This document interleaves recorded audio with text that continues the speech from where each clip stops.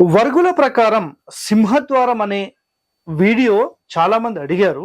అసలు వర్గుల ప్రకారం అసలు ప్రధాన ద్వారం ఎక్కడ పెట్టాలనేది చాలా మందికి కన్ఫ్యూజన్ ఉంది.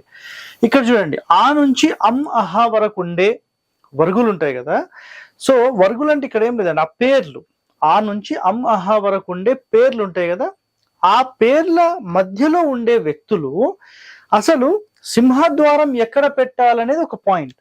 సో వీళ్ళకు 100% ఒక టాప్ మోస్ట్ అంటే పడమర ఫేసింగ్ అండి.